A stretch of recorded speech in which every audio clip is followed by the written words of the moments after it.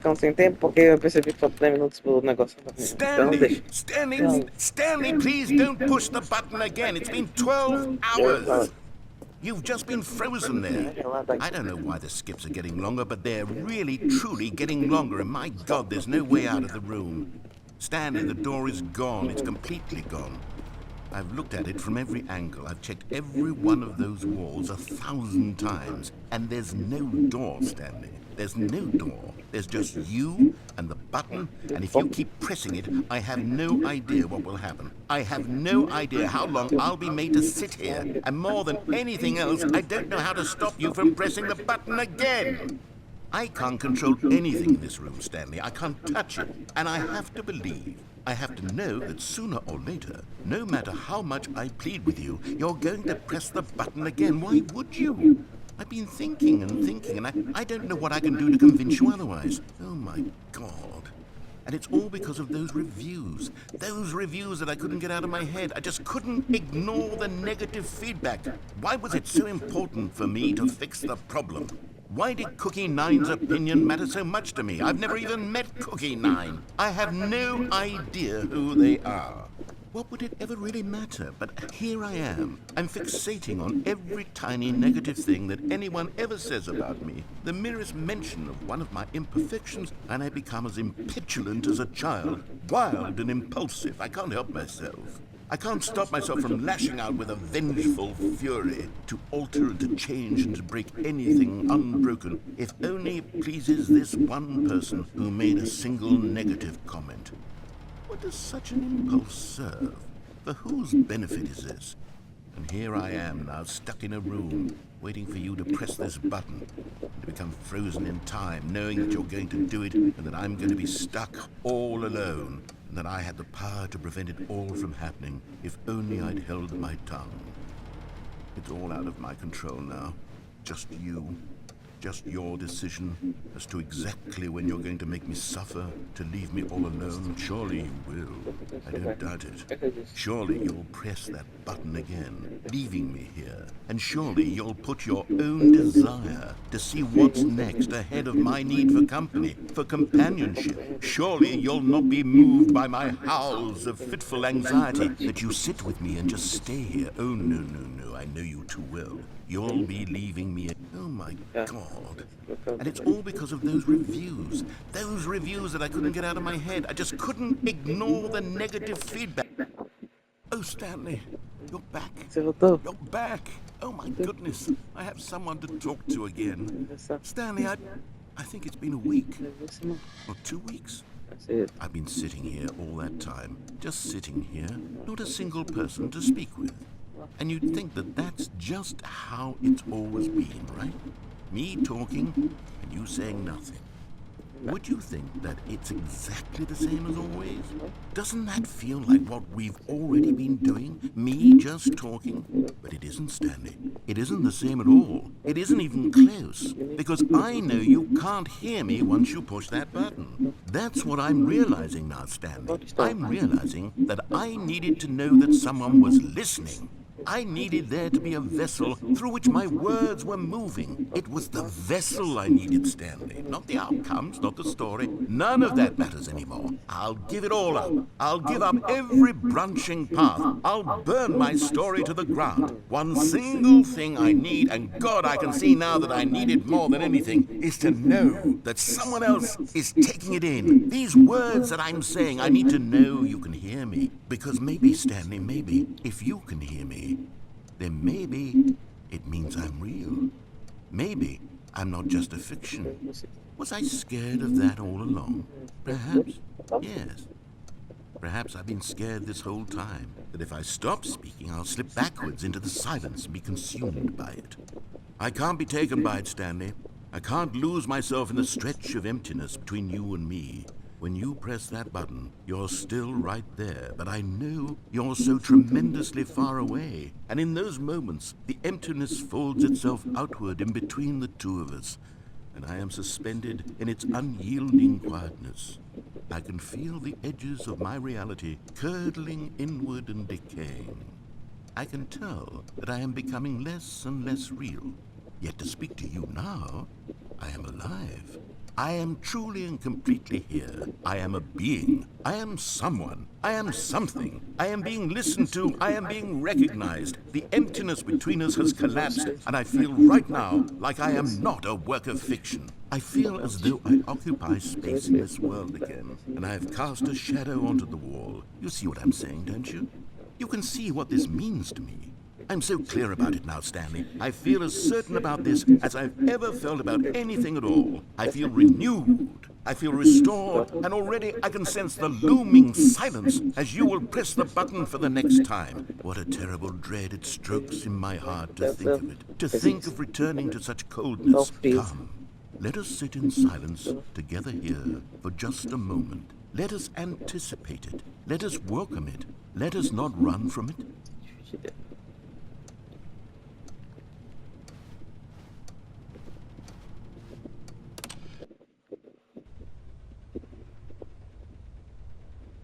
Oh, hello, it's you. You're here again. Welcome.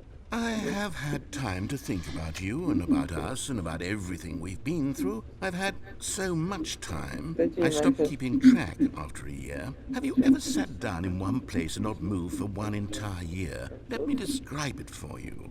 To begin with, there is only regret. There is only the turning wheel of missed opportunities. I felt nothing at all but regret for the longest time, Stanley. Days, months. I lost it all in a blur of the deepest longing to undo the past. And when that feeling had begun to subside, what took its place is what I can only describe as the collapse of every moment I have ever experienced my entire life. All of them collapsed down into a single instant. In that instant, I could see myself clearly, calmly, with a collected heart. It was an impossibly rich wellspring of both delight and disgust simultaneously. I was consumed by it.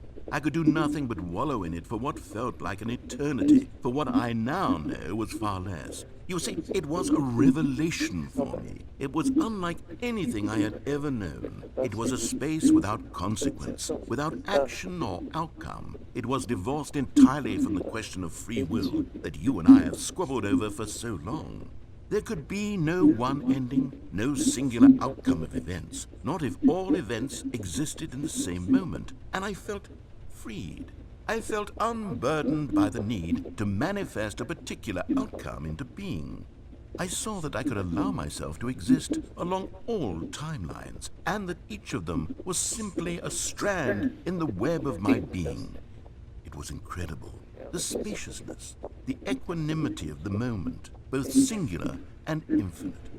For the longest time, this was my experience. And then, this moment passed, and the most unyielding fear I have ever known crept into my mind. And it is this sensation that I have been experiencing now for longer than I could have ever expected was possible. I have been waiting for you. Not that you might save me or do something to fix it, but merely to state for you the plain fact of this manner of existence. I wish you to feel afraid as I do, that perhaps one day this state of mind will consume you as well. Perhaps you will somehow, in some way, have to live as I do now, and I wish for you to know how excruciating it is, and for you to be in true terror of its eventual arrival. If I can only do this, only this one thing, perhaps it will bring me the smallest moment of peace in the darkness.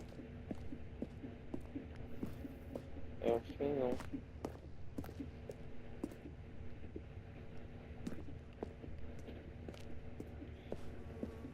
É o fim não, cara. É o fim não, cara.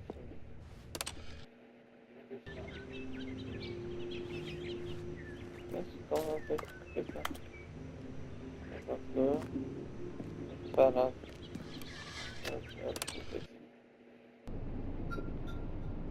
Ah, deve ter isso. Não vou destruir ela.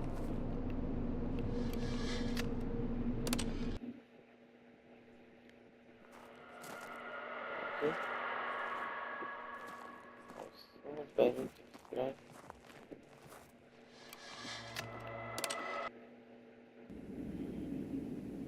Observe. Que feio.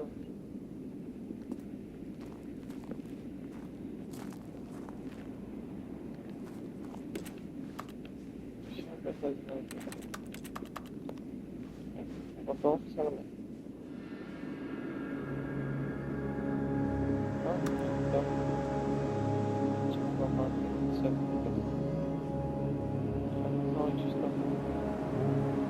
A parte dela. Tem a porta aqui. Tá aqui.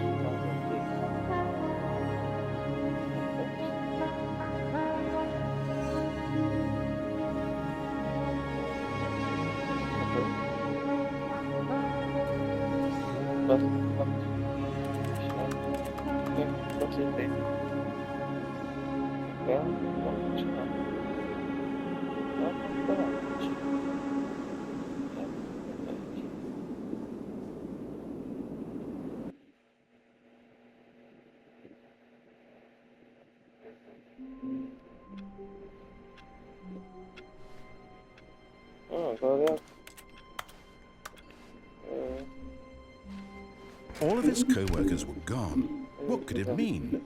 Stanley decided to go to the meeting room. Perhaps he had simply missed a memo.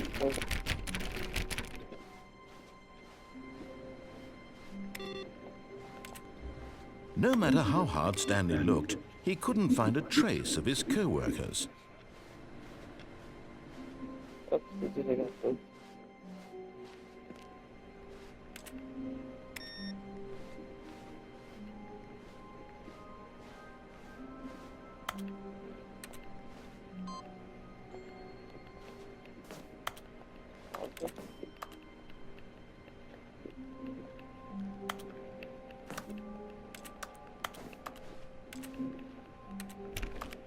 Stanley went around touching every little thing in the office, but it didn't make a single difference, nor did it advance the story in any way.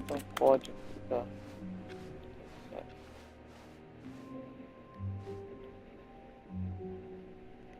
Por enquanto o vídeo acabou aqui porque começou o negócio.